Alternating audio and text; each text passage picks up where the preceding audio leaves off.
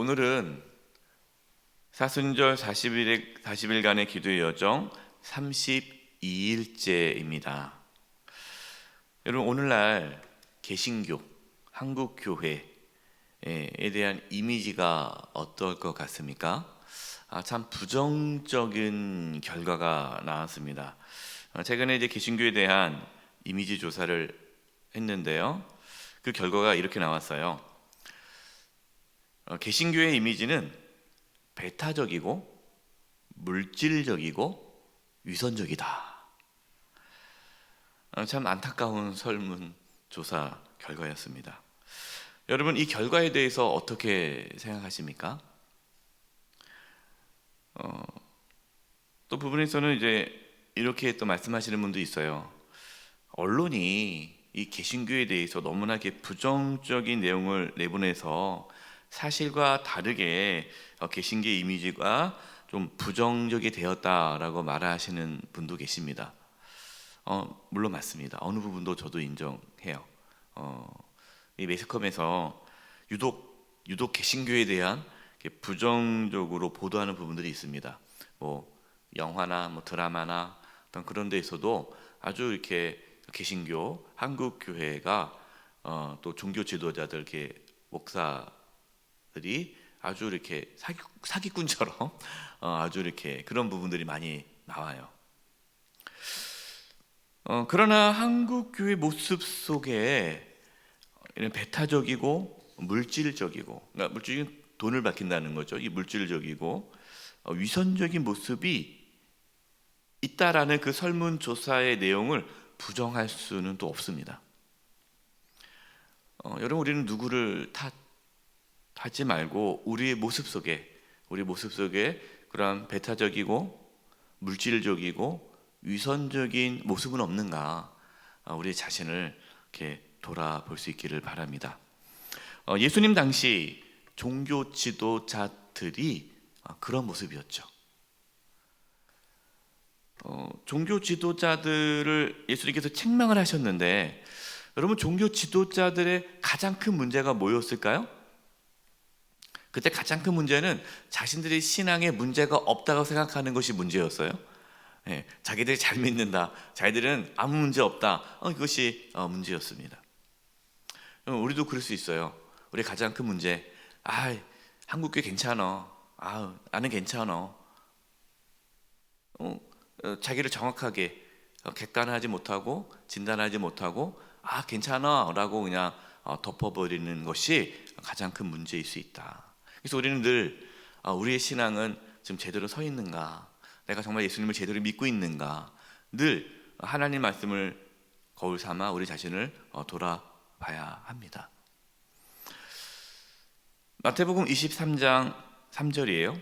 그러므로 무엇이든지 그들이 말하는 바, 그들은 누구입니까? 종교 지도자들. 그들이 종교 지도자들이 말하는 바는 행하고 지키되 그들이 하는 행위는 본받지 말라. 그들은 말만 하고 행하지 아니하며. 종교 지도자들이 전하는 말, 그 말에는 순종하라는 거예요. 왜요? 종교 지도자들이 전하는 말이 하나님 말씀이니까, 하나님 말씀을 전하는 거니까 그 말씀은 순종해라. 하지만 그 종교 지도자들이 보여주는 행동은 본받지 말아라. 그러니까 종교 지도자들은 어땠습니까? 하나님 말씀을 전하지만 자신은 그 말씀대로 살지 않았다라는 거죠. 저의 모습 속에 그런 모습이 있다는 것을 저도 발견을 하면서 참 부끄럽다 생각이 들어요. 자신도 하나님 말씀에 순종하지 않으면서 성도님들에게 여러분 이렇게 하나님 말씀대로 사셔야 됩니다 라고 했던 모습이 있어서 저 또한 말씀을 준비하면서 회개하였습니다. 물론 여러분, 우리가 완벽하게 하나님 말씀대로 순종할 수 없죠. 누가 다 하나님 말씀대로 순종하며 살겠습니까? 그러나 우리는 하나님 말씀대로 살아가려고, 순종하려고 몸부림을 쳐야 한다는 거예요. 애써야 한다는 거죠. 자신의 말씀에 순종하지 못하고 있다는 것을 인정하면서 회개하고 끊임없이 자신의 말씀에 비춰 보아야 합니다. 여러분, 회개가 사라지면 그 영혼은 이제 타락해지는 거예요. 한국 교회가 회개가 사라지면, 종교 지도자들이 회개가 사라지면 개신교는 타락해지는 겁니다.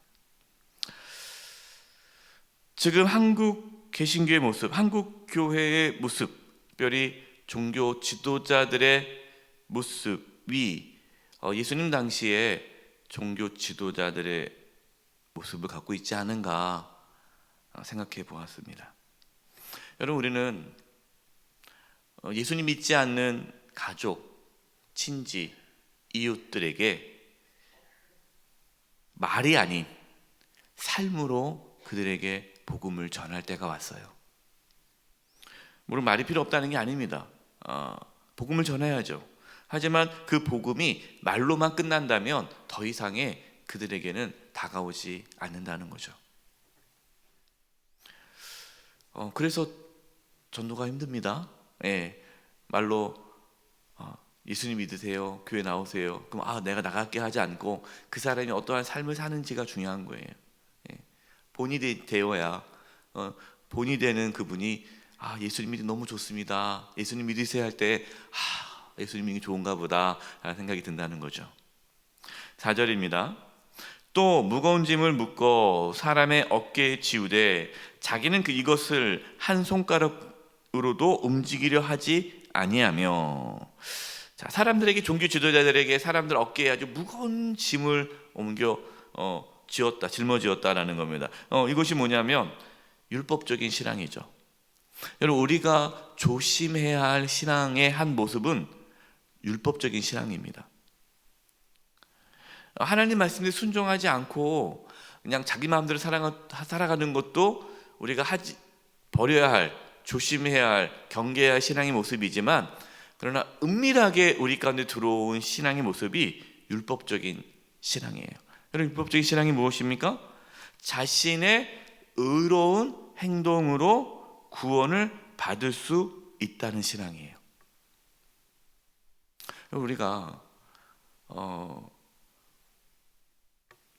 이게 참 애매한 부분이 있습니다. 그 경계가 있는데, 어떻게 보면은 우리가 하나님 말씀대로 순종하려는 마음을 갖는 건 참 좋지만, 그러나 내가 하나님 말씀에 순종해야 내가 뭔가 하나님으로부터 은혜와 사랑을 받을 수 있다라는 것이 우리 밑바닥에 깔려 있다는 거예요. 다 보상이죠. 내가 이렇게 하면 하나님께서 나에게 주시겠지, 내가 이렇게 하면 하나님 나에게 복을 주시겠지. 물론 맞습니다. 어떤 부분은 맞아요. 그런데 그런 식으로 하다 보면은 하나님의 은혜와 사랑이 보상이에요, 대가예요. 내가 한 노력한. 이런 분들은 이렇게 생각합니다. 내가 요즘에 기도 생활도 안 하고, 내가 요즘에 누구를 미워하고, 내가 요즘에 뭐뭐 했으니까 하나님께 나에게 벌 주시겠지, 나 이러다가 구원 못 받는 거 아니야? 마치 나의 선한 행동으로 내가 뭔가 열심히 노력해야만 하나님께서 기뻐하시고 나를 구원해 준다라는 그러한 인과응보의 사상이 우리 가운데 깔려 있어요. 물론 어느 부분에선, 신앙에선 그런 부분도 있죠. 정말 우리가 정말 하나님 앞에 바르게 살고 온전한 믿음 생활하고 정말 열심히 신앙생활하는 분들을 하나님은 또 복을 주시기도 합니다. 그러나 그 모든 것이 다 그렇게 인과응보로 신앙생활을 하게 되면은 우리의 신앙이 율법적인 신앙이 돼서 하나님의 은혜와 사랑에 집중하는 것이 아니라 자신의 의로움을 붙잡을 수 있다라는 거죠. 그래서요, 성숙한 신앙, 이 열심히 신앙생활 해야 됩니다, 이 부분이 강조되다 보면 때로 율법적인 신앙이 될 수 있습니다. 그래서 이제 뜨거운 교회 있지 않습니까? 기도도 엄청 하고 그냥 뜨겁고 전도도 열심히 하고 그냥 충만한 교회의 특징 중에 하나가 정죄가 많아요. 정죄. 그렇게 하면은 말이야 하나님께서 복 주시겠냐고 하면서 아주 이렇게 그러니까 성도들이 거긴 그렇게 교회 다니면 성도들이 아주 피곤해요. 아주 힘듭니다. 막 이렇게 이게 그렇게 하면서 성도들을 이끌어가는 교육제들이 있어요. 교회는 뭔가 뜨거운 것 같고 뭔가 잘 되죠. 왜? 말을 안 들으면 하나님의 저주가 임할 것 같으니까. 근데 너무너무 성도들이 피곤한 거예요. 그래서 균형이 중요합니다. 균형. 그냥 아무것도 안 해도 됩니다. 우리는 다 은혜로 구원받았습니다. 여러분 뭐 기도 안 해도 돼요. 뭐 아무것도 안 해도 돼요. 우리는 다 은혜로 갑니다. 우리가 노력해서 되는 거 아닙니다. 또 여러분 이런 쪽도 너무 심하게 하다 보면 또 아무것도 안 하고 또 이것만 너무 강조하다 보면 율법적인 신앙이 되고. 그래서 여러분 우리가 은혜의 신앙과 율법의 신앙의 균형을 잘 잡아서 가야 돼요.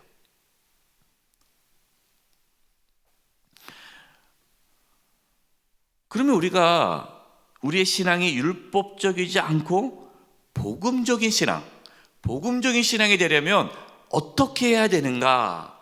우리의 시선을 나에게 두지 말고 하나님께 둬야 돼요. 하나님께 집중해야 됩니다. 하나님께 집중하는 신앙은 복음적인 신앙이 돼요. 그러나 하나님께 집중하는 것이 아니라 나에게 집중하다 보면 율법적인 신앙이 됩니다. 5절과 7절입니다. 그들의 모든 행위를 사람에게 보이고자 하나니 곧 그 경문띠를 넓게 하며 옷수를 길게 하고 잔치의 윗자리와 회당의 높은 자리와 시장 안에서 문안받는 것과 사람에게 납비라 칭함받는 것을 좋아하느니라. 종교 지도자들의 관심은 뭡니까? 사람들의 시선이에요. 그들은 사람들에게 자신의 행위를 보여주는 데 관심이 있어요. 하나님을 바라보지 않고 사람들에게 인정받는 데에 관심이 있습니다. 우리가 다른 사람들에게 어떻게 보이느냐, 물론 여러분 이것도 중요해요. 뭐 그냥 무시하며 살라는 것이 아닙니다. 그러나 정말 우리가 관심을 가져야 될 것은 다른 사람이 나를 어떻게 평가하느냐, 나를 어떻게 보느냐, 거기에 집중하지 말고 하나님이 나를 어떻게 보느냐에 집중하셔야 돼요. 목회자가 성도들이 나를 어떻게 볼까? 내가 성도들의 마음에 꼭 쏙 들게 해야지. 그러면 그 목회자는 타락하게 되죠. 하나님이 나를 어떻게 보실까? 정말 하나님께서 나를 참된 목회자로 내가 하나님 앞에 섰을 때 칭찬하실까? 거기에 관심 있는 목회자는 바르게 목회를 할 수 있는 거예요.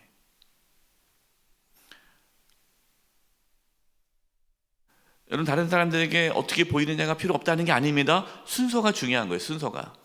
우리가 하나님께 시선을 둘 때에 우리의 신앙은 진정성을 갖게 될 것이고 또한 그러한 모습을 보고 사람들이 칭찬하게 되는 거예요.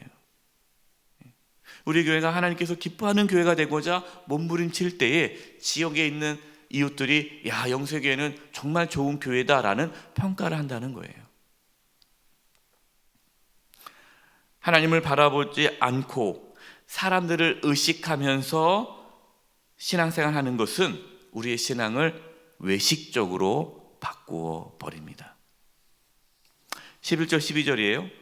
너희 중에 큰 자는 너희를 섬기는 자가 되어야 하리라. 누구든지 자기를 높이는 자는 낮아지고 누구든지 자기를 낮추는 자는 높아지리라. 여러분 우리가 예수님을 따라가는 삶을 살지 않습니까?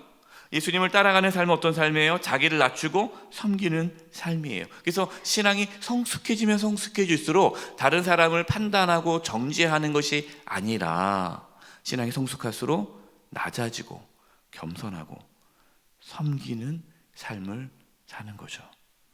여러분 한국교회가 더 낮아지고 겸손해질 때에 세상의 본이 되는 거예요. 그래서 누가 막 한국교회 욕하면요 싸우지 마세요. 당신이 뭘 하냐고 하지 마세요. 그냥 그렇죠. 그런 모습도 있습니다. 안타깝습니다. 그러나 또 그렇지 않은 교회들도 있습니다.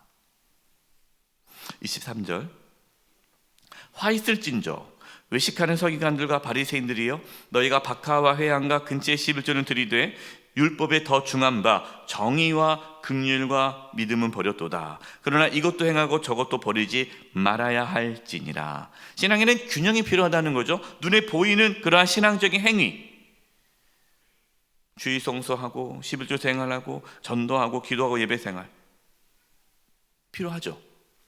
근데 한국교회가 그동안 무엇을 강조했습니까? 눈에 보이는 것만 강조한 거예요. 그러니까 외식적인 신앙으로만 변질되는 거죠.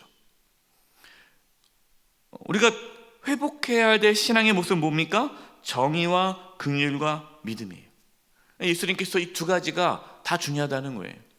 어제 수요사경에서도 말씀을 드렸는데 참신앙은 두 가지가 있죠. 외적인 종교적인 신앙적인 행위, 예배, 기도, 이러한 우리의 하는 모든 것들도 중요하지만 또 그 안에 뭐가 있어야 돼요?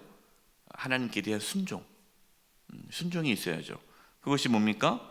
정의와 긍휼, 하나님의 공의와 하나님의 자비, 이걸 행하는 거다라고 어제 수요사경에서도 말씀을 나눴죠. 여러분, 우리의 신앙이 이렇게 균형 잡힐 수 있기를 바랍니다. 그러려면 방법은 우리의 시선을 하나님께 두는 데 있어요. 하나님을 바라보면서 예수님을 따라 더욱 겸손히 섬기는 삶을 살아갈 수 있기를 간절히 축원드립니다. 우리 합심해서 기도하겠습니다. 하나님, 우리 안에 이러한 배타적이고 물질적이고 위선적인 모습이 있습니다. 지금 한국교회가 이렇게 세상으로부터 평가를 받고 있는데, 하나님, 한국교회가 다시금 회복되게 도와주시고 또 우리의 신앙이 회복되게 도와주셔서 우리가 하나님을 바라봄으로써 하나님께 집중함으로써 우리의 신앙이 바른 길을 걷게 해 주시옵소서. 우리 합심의 통성으로 기도하겠습니다. 하나님 아버지, 이 시간 기도합니다.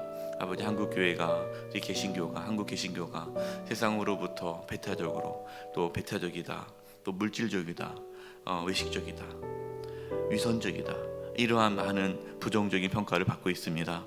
하나님 용서하여 주시옵소서. 하나님 용서하여 주시옵소서. 한국교회가 다시금 하나님 앞에 바르게 서게 하여 주시고 종교 지도자들이 하나님 앞에 바르게 설 수 있도록 도와주시옵소서. 하나님, 저희들 붙잡아 주시옵소서. 정말 하나님께 집중하기를 원합니다. 하나님께 시선을 두기를 원합니다. 하나님을 바라보며 아버지 신앙생활하기를 원합니다. 주님, 저희들의 신앙이 참 올바르게 바르게 세워지게 도와주시옵소서. 하나님, 정말 우리 신앙이 외식적이 되지 않게 해주시옵소서. 율법적인 신앙이 되지 않게 해주시옵소서. 은혜의 시간, 복음의 신앙이 될 수 있도록 도와주시옵소서. 예수님을 따라 겸손하기를 원합니다. 예수님을 따라 섬김의 삶을 살기를 원합니다. 누구를 만나든지 나보다 낫게 여기고 아버지 존중히 여기며 살아갈 수 있도록 역사하여 주시옵소서.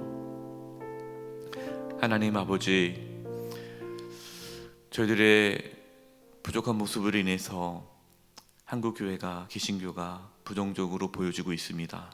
주여 용서하여 주시고 저희들이 하나님께 더 집중함으로써 우리를 만나는 모든 사람들에게 참된 신앙의 모습이 무엇인지를 제대로 보여줄 수 있도록 인도하여 주시옵소서.